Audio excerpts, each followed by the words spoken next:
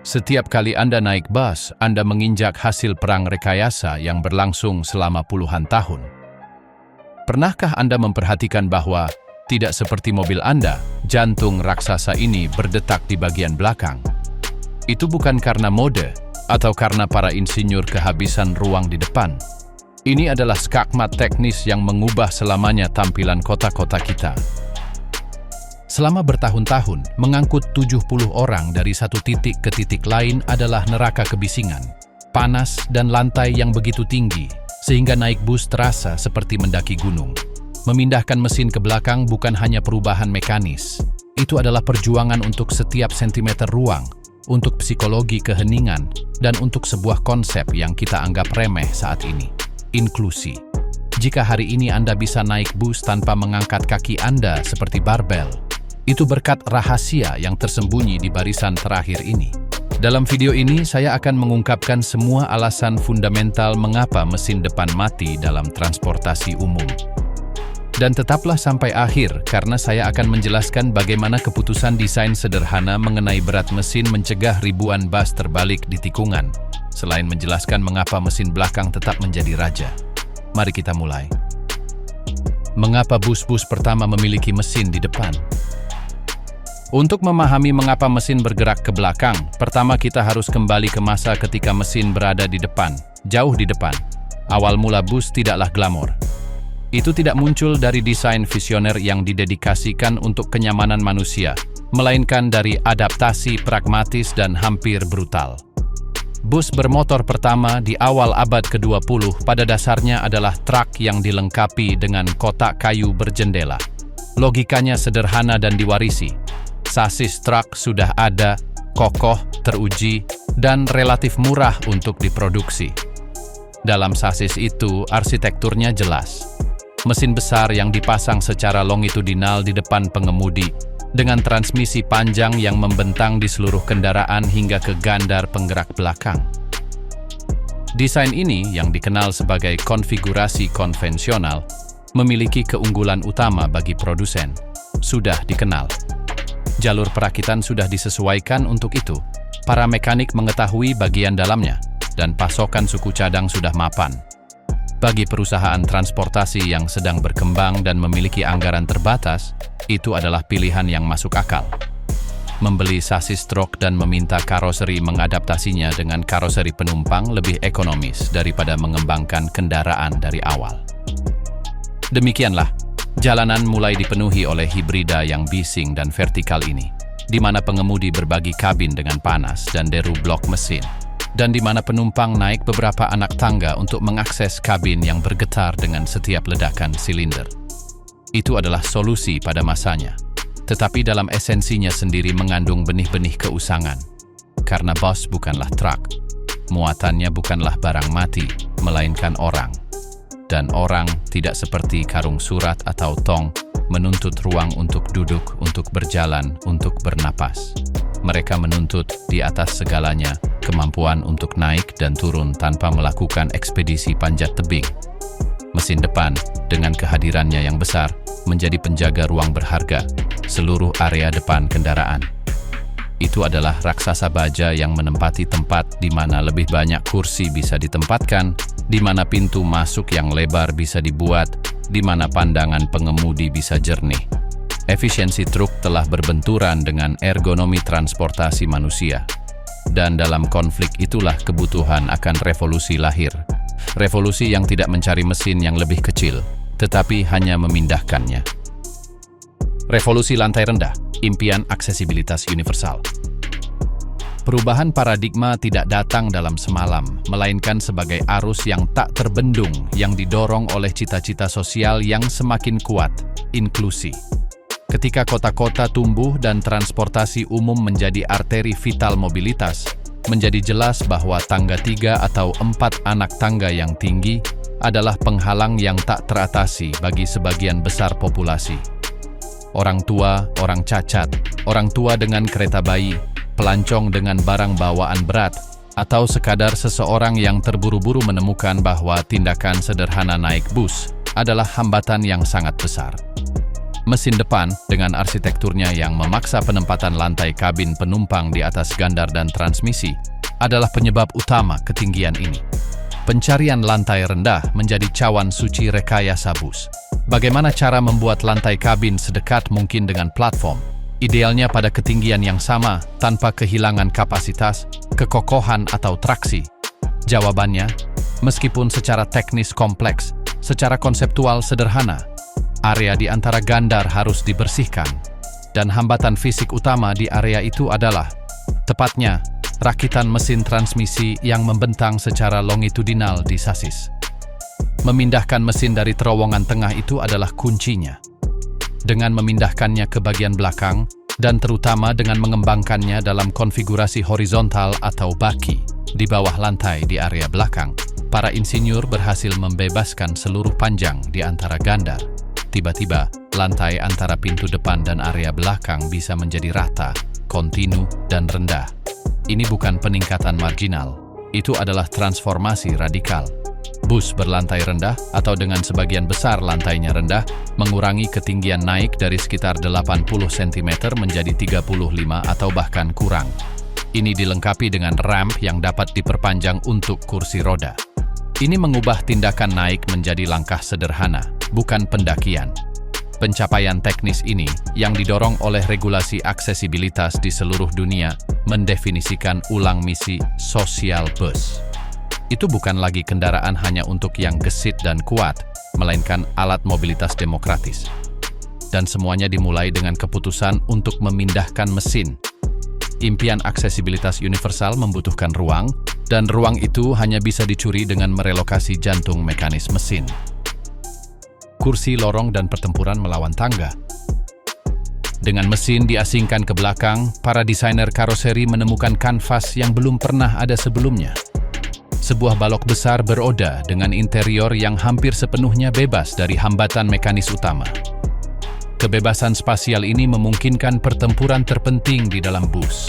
Pertempuran untuk kenyamanan dan kapasitas.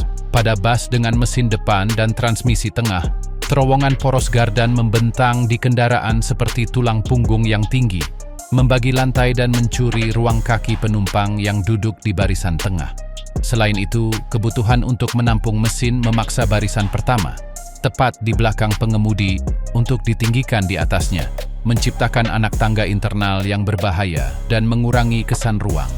Dengan mesin belakang dan transmisi yang sangat pendek, terowongan tengah itu menghilang atau berkurang menjadi tidak signifikan.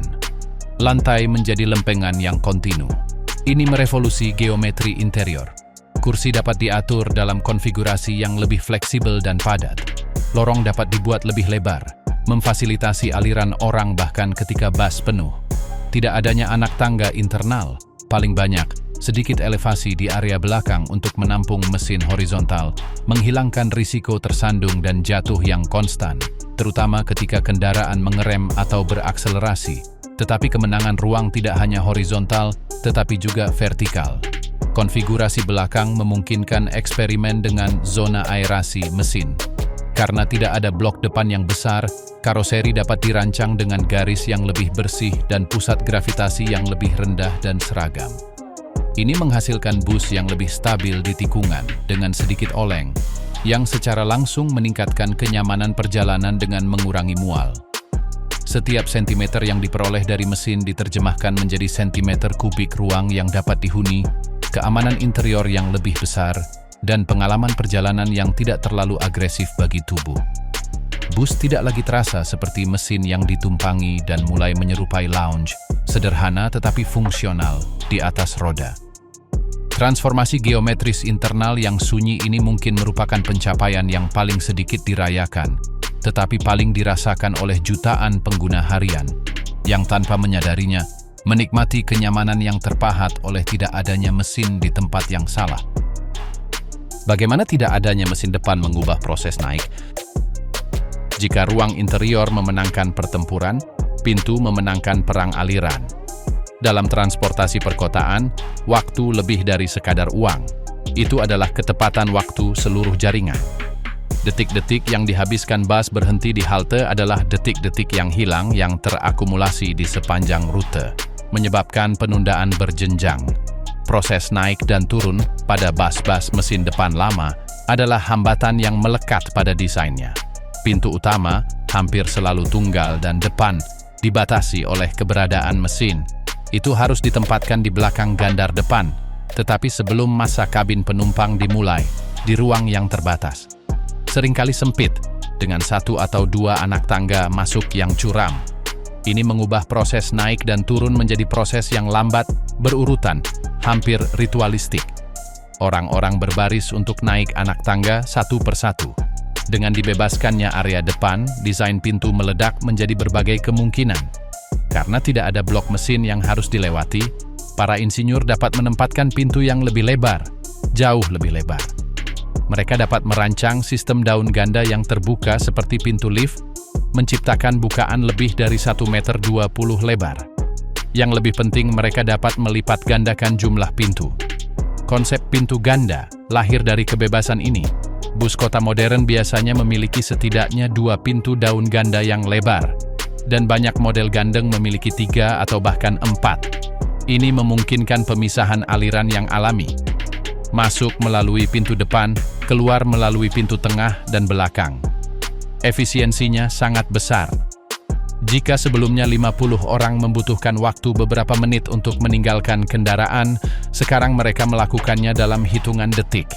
Desain ini juga memfasilitasi sistem pembayaran modern, di mana pengemudi tidak lagi perlu mengawasi setiap pintu masuk, karena validasi tiket atau kartu terdesentralisasi di setiap pintu. Bukaan yang lebar dan lantai yang rendah memungkinkan pemasangan ramp otomatis untuk kursi roda atau skuter mobilitas, mengintegrasikan akses tanpa bantuan eksternal.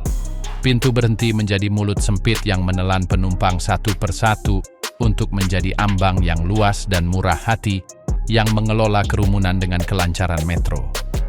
Lompatan dalam efisiensi operasional ini, yang mengurangi waktu berhenti dan meningkatkan ketepatan waktu serta kapasitas jaringan, adalah manfaat langsung yang dapat diukur dalam uang dan kepuasan karena telah membuang mesin dari bagian depan bus. Kaca depan panoramik sebagai senjata keamanan kota. Ada penakluk terakhir dalam perang memperebutkan ruang depan ini yang menyelamatkan nyawa setiap hari tanpa kita sadari, kaca depan. Pada bus bermesin depan, kap mesin panjang dan tinggi. Pengemudi duduk di belakang kap mesin itu, di kabin yang biasanya ditinggikan untuk melihat di atas mesin. Bidang pandang depannya, meskipun tinggi, memiliki titik buta masif tepat di depan kendaraan, area yang dikenal sebagai zona mematikan, di mana pejalan kaki, pengendara sepeda, atau anak-anak bisa menjadi benar-benar tidak terlihat. Posisi mesin menuntut desain kabin yang mengutamakan akomodasi mekanis, bukan visibilitas. Dengan menghilangkan mesin dari sana, bagian depan bus dapat dirancang ulang dari awal dengan premis radikal, transparansi. Kaca depan dapat diperpanjang ke bawah, hampir sampai ke tingkat bemper. Kaca depan dapat melengkung ke samping, membungkus sudut depan. Pengemudi sekarang duduk bukan di atas kendaraan, melainkan di dalam tepi depannya.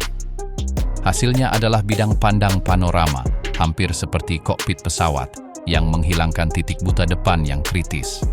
Pengemudi dapat melihat pejalan kaki menyeberang tepat di depan bus. Pengemudi dapat menilai jarak ke trotoar dengan akurat. Pengemudi dapat mengamati lalu lintas yang menyaring dari samping di persimpangan.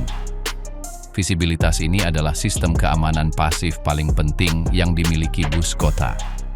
Ini secara drastis mengurangi risiko tertabrak dalam manuver kecepatan rendah, yang paling umum di lingkungan yang ramai. Selain itu, secara psikologis, duduk di kabin yang terang dengan pemandangan luas mengurangi kelelahan pengemudi dan meningkatkan kesadaran situasionalnya. Penglihatan sempurna ini bukan tambahan kosmetik. Ini adalah fitur struktural yang hanya mungkin karena di balik panel kaca besar tidak ada blok besi cor ber-6 silinder, melainkan ruang kaki penumpang di baris pertama atau hanya udara. Bagian depan bus sepenuhnya didedikasikan untuk menjadi alat persepsi, mata raksasa yang menyapu jalan. Dalam persamaan abadi keselamatan jalan, di mana melihat adalah menghindari, mesin belakang memberi pengemudi mata yang dia butuhkan. Dan dengan itu ia menutup lingkaran kemenangan ruang.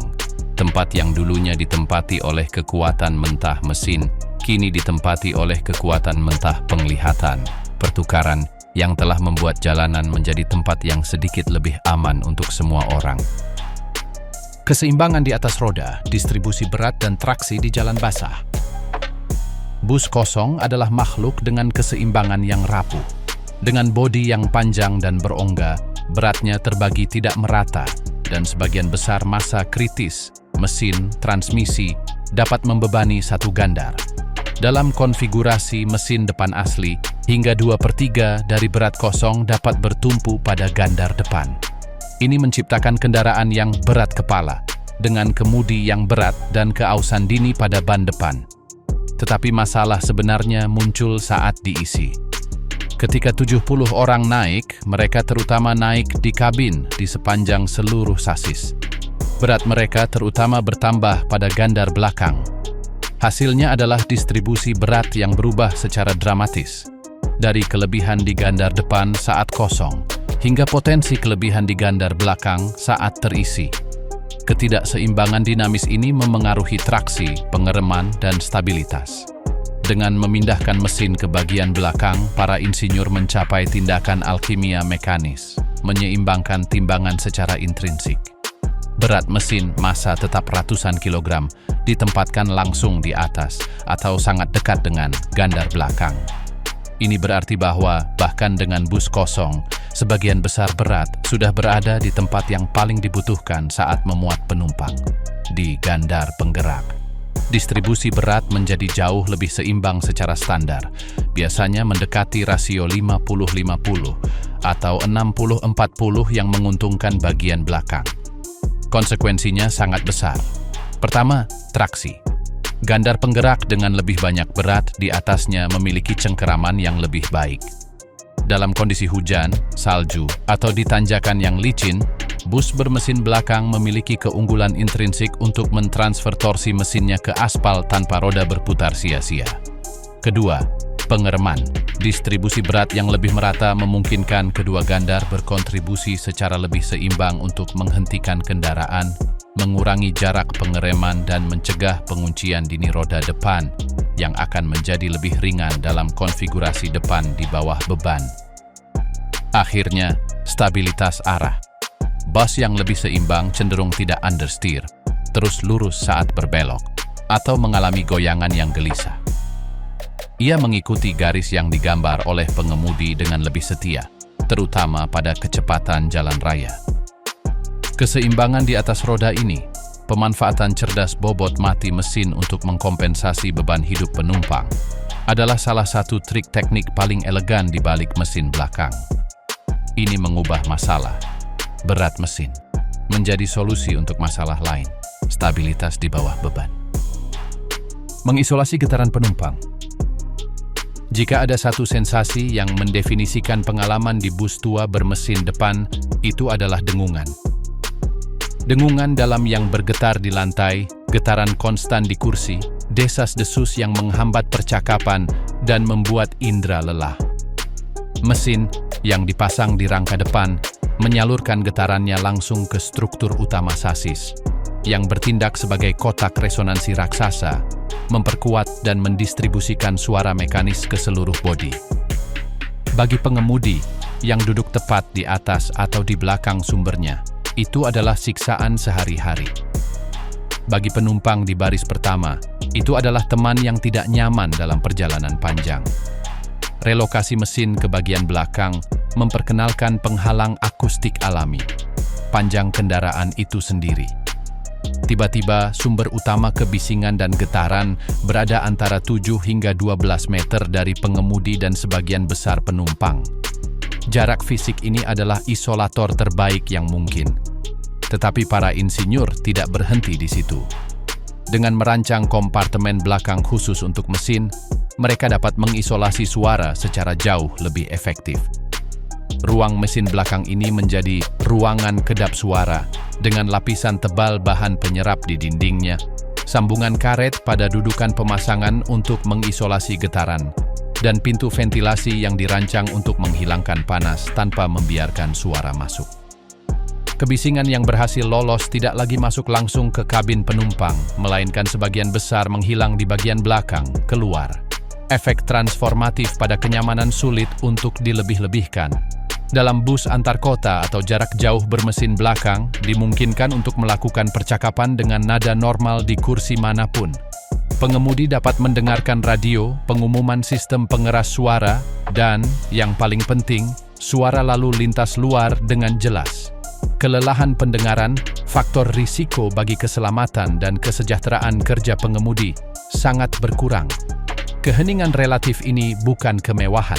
Itu adalah komponen penting dari keselamatan dan kualitas layanan. Pengemudi yang kurang lelah dan lebih fokus adalah pengemudi yang lebih aman. Penumpang yang tiba di tujuan dengan kurang stres karena kebisingan adalah pengguna yang lebih puas. Dengan mengasingkan mesin ke bagian belakang, bus tidak hanya mendapatkan ruang tetapi juga mendapatkan kedamaian. Jalur terpendek menuju kekuatan, kehilangan mekanis dan efisiensi transmisi pendek. Setiap kali energi harus bergerak, sebagian akan hilang di jalan. Dalam sebuah kendaraan, perjalanan paling kritis adalah perjalanan daya dari poros engkol mesin ke ban yang mendorong aspal. Pada bus bermesin depan dengan penggerak roda belakang, perjalanan ini adalah pengembaraan mekanis. Daya harus turun dari mesin ke kotak persneling, kemudian ditransfer melalui kopling atau konverter ke poros penggerak panjang, kardan, yang dapat berukuran 5 atau 6 meter. Poros ini berputar pada ribuan putaran per menit, ditopang oleh bantalan perantara, hingga mencapai diferensial belakang, di mana akhirnya dibagi dan dikirim ke roda. Setiap tautan ini, setiap sambungan universal, setiap bantalan menimbulkan gesekan, lentur torsional, dan kehilangan panas. Ini adalah energi yang dibayar dalam bahan bakar yang tidak pernah mencapai jalan. Konfigurasi mesin belakang merevolusi paradigma ini dengan secara drastis memperpendek jalur. Dengan menempatkan mesin tepat di samping, atau bahkan secara integral dengan gandar penggerak belakang, transmisi disederhanakan hingga ekspresi paling minimalis. Dalam konfigurasi paling umum, mesin dipasang dalam posisi horizontal, di nampan, di bawah lantai belakang, dengan poros engkolnya sejajar dengan gandar. Kotak persneling disambungkan langsung dengannya, dan dari sana keluar poros setengah yang sangat pendek yang terhubung langsung dengan roda. Poros penggerak yang panjang dan berputar menghilang. Sambungan universal perantara menghilang. Jalur daya sekarang diukur dalam sentimeter, bukan dalam meter. Kehilangan gesekan dan torsional menurun drastis. Efisiensi mekanis superior ini secara langsung menghasilkan dua keuntungan nyata bagi operator. Konsumsi bahan bakar yang lebih rendah dan daya yang lebih besar tersedia di roda. Bus bermesin belakang dapat memindahkan beban yang sama dengan lebih sedikit usaha dari mesin, atau dapat menawarkan kinerja yang lebih baik, akselerasi, kemampuan menanjak, dengan mesin yang sama, karena sebagian besar energi yang dihasilkannya benar-benar mencapai aspal. Di dunia di mana bahan bakar adalah salah satu biaya operasional terbesar dan di mana peraturan emisi menuntut efisiensi yang semakin tinggi, keuntungan ini bukanlah detail. Ini adalah alasan ekonomi yang signifikan, argumen diam-diam yang tercermin dalam setiap tagihan diesel dan dalam jejak karbon setiap perjalanan. Lebih sedikit bagian, lebih sedikit masalah. Kesederhanaan mekanis dan perawatan jangka panjang. Kesederhanaan adalah cawan suci teknik yang dapat diandalkan. Dan kesederhanaan dalam mekanika diukur dari jumlah bagian yang bergerak. Transmisi bus bermesin belakang adalah pujian untuk kesederhanaan ini. Dengan menghilangkan poros transmisi yang panjang dan penyangga antaranya, semua titik kegagalan terkait juga dihilangkan. Bantalan atau bantalan poros baling-baling, sambungan universal, salib poros baling-baling, penutup karet yang retak, dan menyebabkan kebocoran gemuk. Komponen-komponen ini pada bus bermesin depan mengalami tekanan torsi dan getaran yang konstan, sulit diperiksa tanpa menempatkan kendaraan di parit, dan kegagalannya dapat menjadi bencana, membuat bus tidak dapat bergerak di tengah jalan. Dalam desain belakang, risiko-risiko ini hilang. Transmisi kompak, tertutup, dan dapat diakses dari ruang mesin belakang atau dari bawah kendaraan. Kesederhanaan ini meluas ke area lain. Sistem pembuangan misalnya, lebih pendek dan lebih langsung, dengan lebih sedikit belokan dan penyangga. Sirkuit pendingin mesin bisa lebih kompak. Bahkan kabel starter dan manajemen elektronik menempuh jarak yang lebih pendek. Untuk bengkel perawatan ini adalah perubahan paradigma. Operasi rutin dan perbaikan besar menjadi lebih mudah. Seorang mekanik dapat mengakses sebagian besar transmisi dari satu titik, pintu belakang. Ia tidak perlu membongkar bagian besar lantai atau bekerja di ruang sempit di bawah sasis untuk mencapai kopling atau gearbox. Ini mengurangi waktu kerja yang merupakan salah satu biaya tertinggi dalam pemeliharaan armada. Ini juga mengurangi kemungkinan kesalahan selama pemasangan kembali. Desain yang lebih sederhana adalah desain yang lebih mudah didiagnosis dan diperbaiki. Dalam jangka panjang, ini berarti ketersediaan kendaraan yang lebih tinggi. Lebih banyak hari di jalan, menghasilkan pendapatan, dan total biaya kepemilikan yang lebih rendah. Filosofi kurang lebih menemukan ekspresi maksimalnya di sini. Lebih sedikit komponen yang ditempatkan di antara mesin dan roda, berarti lebih sedikit hal yang dapat rusak, lebih sedikit jam kerja di bengkel, dan pada akhirnya bus yang lebih andal selama 10, 15, atau 20 tahun masa pakainya. Kekokohan bukan lagi hanya masalah bahan yang tebal, tetapi kecerdasan dalam desain yang menghilangkan titik-titik lemah sejak awal. Titik buta perancang memperkenalkan tantangan ayunan ekor. Namun tidak ada solusi teknik yang sempurna dan konfigurasi mesin belakang membawa serta tantangan dinamis tertentu, titik buta yang harus dipelajari dan dikuasai oleh setiap pengemudi bus, ayunan ekor atau oversteer body yang ditakuti. Untuk memahaminya, kita harus memvisualisasikan kembali bus. Dengan menempatkan mesin dan seluruh berat transmisi di bagian paling belakang, tercipta overhang yang signifikan. Sebagian bodi yang membentang cukup jauh melampaui poros belakang. Ekor yang berat ini memiliki inersia sendiri. Ketika pengemudi memutar kemudi untuk berbelok, bagian depan bus mulai berbelok, tetapi massa belakang yang menonjol itu ingin terus bergerak lurus untuk sesaat, mengikuti inersianya sendiri. Efeknya adalah bagian belakang bus tertinggal dalam belokan, menyapu keluar ke arah trotoar di seberang arah belokan. Di jalan sempit ini berarti bahwa saat berbelok di sudut kanan, bagian belakang kiri bus dapat menyerobot jalur yang berlawanan atau menabrak tiang, rambu, atau lebih buruk lagi, pejalan kaki di trotoar. Ini bukan cacat produksi.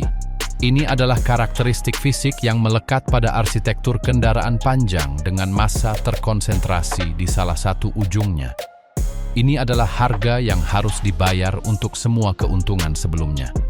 Pabrikan dan operator mengetahuinya, dan jawabannya bukanlah menghilangkan masalah, mustahil tanpa mengubah konfigurasi, tetapi mengelolanya melalui desain dan pelatihan. Dari sisi desain, bus modern menggabungkan kaca spion cembung raksasa di sisi pengemudi, khusus untuk memantau jalur belakang selama belokan.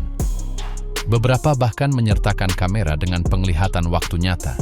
Bodi dibentuk untuk menawarkan referensi visual yang jelas kepada pengemudi. Dari sisi manusia, pelatihan adalah kuncinya. Setiap pengemudi bus profesional menjalani pelatihan praktis di mana ia menginternalisasi bahwa ia harus membuka sebelum belokan tajam, mengambil lintasan masuk yang lebih lebar untuk memberi ruang pada ekor yang akan menyapu. Ia belajar merasakan panjang kendaraannya sebagai perpanjangan dari tubuhnya sendiri. Tantangan ini pada akhirnya adalah bukti bahwa lokasi mesin adalah sebuah kompromi. Kompleksitas mekanis dan defisit ruang ditukar dengan kompleksitas dinamis yang harus dikuasai oleh keahlian manusia. Tetapi dalam neraca keseluruhan, untuk operasi transportasi massal di mana efisiensi, kenyamanan, dan biaya jangka panjang diutamakan, juri telah memberikan putusannya. Patut untuk belajar menjinakkan ekor. Dominasi mesin belakang dalam lanskap perkotaan dan antar kota tidak dapat disangkal, tetapi pandangan yang lebih dekat menunjukkan bahwa ia belum mencapai hegemoni total. Di jalan-jalan sekunder, di halaman sekolah, dan di beberapa ceruk khusus, konfigurasi lain tidak hanya bertahan, tetapi berkembang. Ini adalah kisah tentang bagaimana faktor ekonomi, misi operasional tertentu, dan, sekarang, gangguan teknologi yang belum pernah terjadi sebelumnya, menjaga perang konfigurasi tetap hidup. Memahami mengapa mesin belakang bukanlah segalanya adalah kunci untuk menghargai kompleksitas desain transportasi massal. Mereka yang menolak mengapa bus sekolah dan beberapa mobil penumpang mempertahankan mesin di depan. Di tengah konsensus teknis, ada sebuah ikon yang menantang tren dengan kekeras-kepalaan tradisi. Bus sekolah Amerika dengan warna kuningnya yang khas dan kap depan yang panjang. Ini bukanlah anakronisme. Ini adalah bukti hidup bahwa ketika misi berubah, solusi optimal juga berubah. Bus sekolah beroperasi di bawah serangkaian premis yang secara radikal berbeda dari bus kota. Rutenya bukanlah siklus konstan berhenti di halte kota, melainkan rute melalui lingkungan perumahan, jalan pedesaan, dan, yang terpenting, harus berhenti di jalan, tidak selalu di tempat yang memadai. Di sini, keselamatan memiliki dimensi yang unik. Kap mesin depan yang panjang bertindak sebagai zona deformasi yang luas. Bantal baja yang menyerap energi jika terjadi benturan frontal. Dalam tabrakan kecepatan rendah, yang paling umum di lingkungan ini, panjang ekstra ini bisa menjadi perbedaan antara penyok dan tragedi. Selain itu, arsitektur sasis truk yang menjadi dasar sebagian besar bus ini murah, kokoh, dan akrab bagi bengkel desa manapun, di sudut negara manapun. Kesederhanaan mekanis untuk perawatan lokal lebih berharga daripada efisiensi ruang maksimum. Tetapi ada alasan lain, mungkin yang paling menentukan, evakuasi. Dengan menjaga mesin di depan, seluruh bagian belakang kendaraan tetap kosong. Ini memungkinkan pemasangan pintu darurat belakang berukuran besar, jalan keluar kritis, dan wajib yang menawarkan jalur evakuasi alternatif segera jika pintu utama terblokir. Di ceruk bus wisata yang lebih kecil atau di beberapa mikrobus, konfigurasi depan tetap ada karena logika serupa tentang skala ekonomi dan pemanfaatan platform van atau truk ringan yang sudah ada. Misinya tidak memprioritaskan penumpang massal yang sangat cepat, melainkan profitabilitas investasi awal. Kendaraan-kendaraan ini adalah pengingat bahwa mesin belakang bukanlah dogma agama, melainkan alat yang sangat baik untuk serangkaian masalah tertentu. Ketika masalahnya berbeda, biaya awal, keselamatan benturan frontal, evakuasi belakang, atau kesederhanaan perawatan di pedesaan, konfigurasi depan yang lama menunjukkan bahwa ia masih memiliki argumen yang kuat, yang tidak diukir dalam efisiensi ruang, tetapi dalam ketahanan dan ekonomi dingin. Kompromi perkotaan. Mesin tengah pada bus berlantai rendah dan gandeng. Sementara mesin depan bertahan di ceruk-ceruk, di jantung kota-kota besar telah muncul pesaing yang lebih langsung dan canggih untuk mesin belakang, konfigurasi tengah. Untuk memahami alasannya, kita harus memikirkan bus kota yang ideal. Bus harus memiliki lantai yang benar-benar rendah di seluruh panjangnya untuk akses tanpa satupun anak tangga. Bus harus sangat mudah bermanuver dengan radius putar minimal untuk melewati tikungan sempit. Dan bus harus memiliki distribusi bobot yang hampir sempurna untuk menstabilkan kendaraan tinggi yang terus-menerus mengerem dan berakselerasi.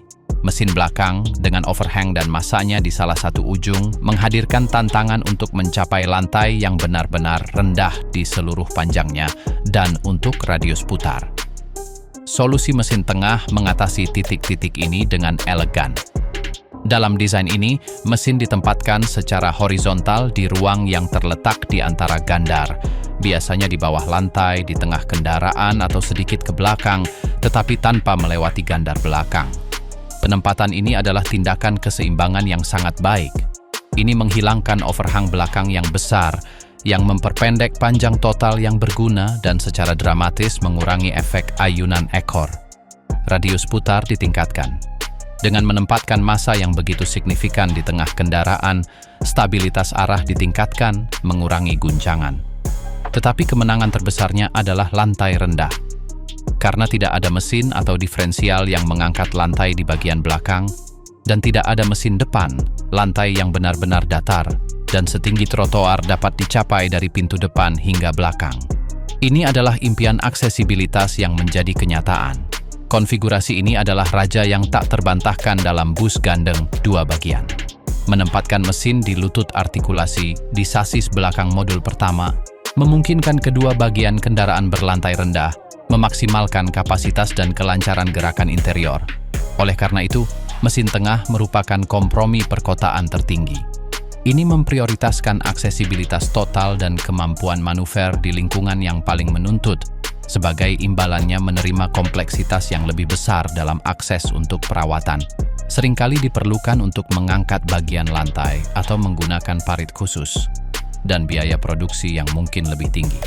Ini adalah evolusi khusus dari mesin belakang, disempurnakan untuk menaklukkan lingkungan yang paling tidak ramah, pusat kota yang padat.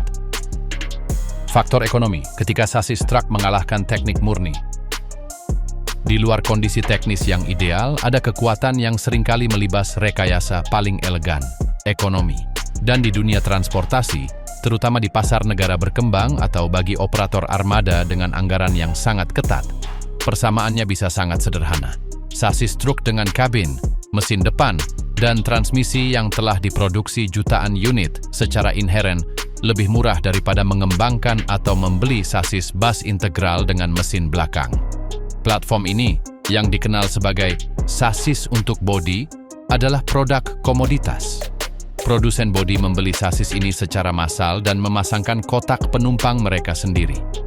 Hasilnya adalah bus yang, jika dilihat dari luar, mungkin terlihat mirip dengan bus integral, tetapi pada dasarnya adalah truk. Keputusan ekonomi ini memiliki implikasi yang mendalam. Bus-bus ini mewarisi semua kerugian mesin depan, lantai tinggi, kebisingan dan getaran yang lebih besar, transmisi yang panjang dan kurang efisien, serta distribusi berat yang kurang optimal.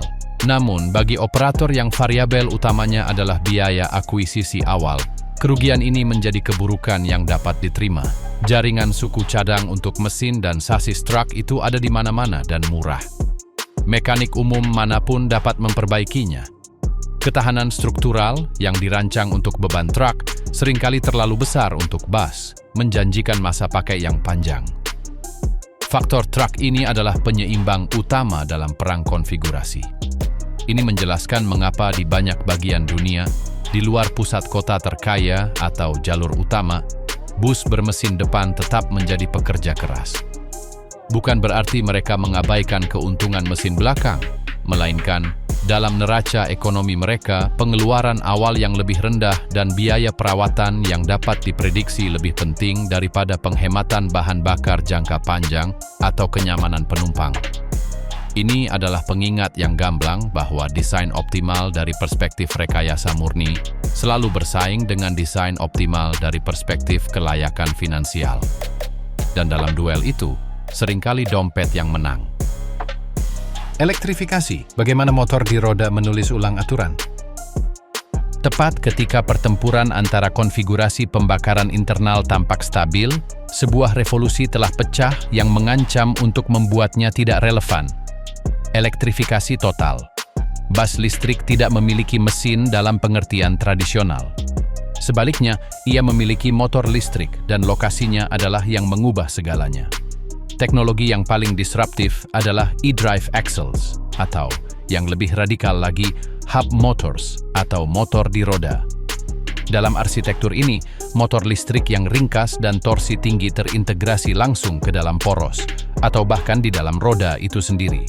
Ini menghilangkan kebutuhan akan blok mesin sentral, kotak persneling konvensional, diferensial mekanis, dan tentu saja poros transmisi apapun. Daya dihasilkan persis di tempat yang dibutuhkan, di hub roda. Implikasi untuk perang konfigurasi sangat mendalam. Pertama, ini membebaskan jumlah ruang yang belum pernah terjadi sebelumnya. Ruang yang sebelumnya ditempati oleh mesin diesel, baik di depan, tengah, atau belakang, kini dapat digunakan untuk menampung lebih banyak baterai, atau hanya dihilangkan, mempersingkat kendaraan, dan mendapatkan lebih banyak ruang interior. Kedua, ini sepenuhnya mendefinisikan ulang distribusi berat. Baterai, komponen berat baru, dapat didistribusikan secara datar di bawah lantai, menurunkan pusat gravitasi dan mencapai distribusi berat 50-50 yang sempurna. Ketiga, ini menawarkan kemampuan manuver yang revolusioner. Dengan kemampuan untuk mengontrol torsi setiap roda secara independen, bus dengan motor di roda dapat secara haraih berputar pada porosnya sendiri, melakukan putaran lateral, kepiting, atau menyesuaikan lintasannya dengan presisi yang tidak mungkin dilakukan oleh kendaraan dengan kemudi mekanis. Putaran ekor tidak lagi menjadi masalah fisik untuk menjadi variabel perangkat lunak. Elektrifikasi bukan hanya perubahan bahan bakar. Ini adalah dematerialisasi konsep lokasi mesin itu sendiri. Powertrain memudar, terdistribusi.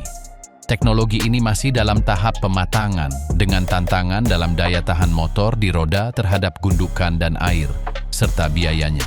Tetapi potensinya sangat besar sehingga memaksa semua produsen untuk memikirkan kembali bus dari awal. Di masa depan ini, pertanyaannya bukan lagi depan, tengah, atau belakang, melainkan bagaimana kita mendistribusikan daya dan berat dengan cara yang paling cerdas. Perang lama akan segera menjadi usang oleh perang baru yang bahkan tidak berbicara bahasa yang sama. Mengapa mesin belakang tetap menjadi raja jalanan? Di hadapan panorama yang tangguh ini, pesaing khusus dan revolusioner listrik, apa putusan akhirnya?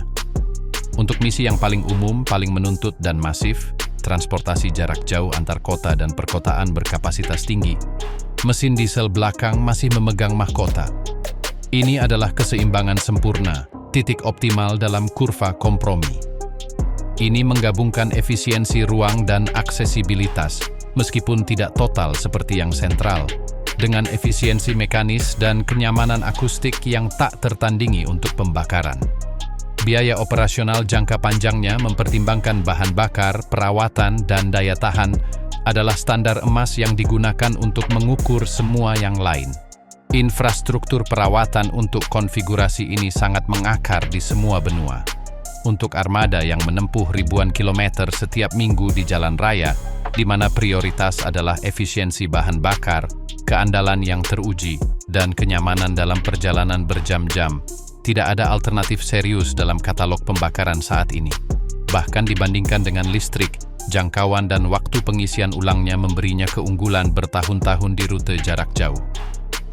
Mesin belakang memenangkan perang utama karena menyelesaikan masalah paling luas dengan cara yang paling lengkap. Desain lainnya, depan, tengah, adalah spesialis yang sangat baik di ceruk mereka. Keselamatan sekolah atau kemampuan manuver perkotaan yang ekstrim. Tetapi mesin belakang adalah generalis elit yang dapat melakukan segalanya dengan sangat baik. Sementara sebagian besar planet terus bergerak di atas roda yang ditenagai oleh diesel dan sementara elektrifikasi menyelesaikan penaklukannya yang lambat namun tak terhindarkan, raungan rendah mesin horizontal di bawah lantai belakang bus akan terus menjadi soundtrack mobilitas massal. Kekuasaannya mungkin tidak abadi, tetapi warisan efisiensi, kenyamanan, dan akal sehat tekniknya terukir di aspal setiap jalan di dunia. Jadi, lain kali Anda naik bus, perhatikan. Tidak adanya tangga, keheningan relatif, kelancaran orang masuk dan keluar, bukanlah kebetulan. Itu adalah warisan hidup dari keputusan yang melampaui mekanika, yaitu menempatkan orang sebagai pusat desain. Mesin belakang bukanlah satu-satunya jawaban, tetapi selama 1 abad itu telah menjadi jawaban paling elegan untuk teka-teki transportasi kolektif yang kompleks. Ini adalah pengingat yang sunyi bahwa terkadang kemajuan bukanlah dengan menambahkan kompleksitas, melainkan dengan berani memindahkan sesuatu dari tempatnya agar semua hal lain dapat menyatu. Dan dalam relokasi yang sederhana namun mendalam itu, kota-kota yang lebih mudah diakses dibangun, perjalanan yang lebih bermartabat, dan pengalaman bersama yang kilometer demi kilometer mendefinisikan kita.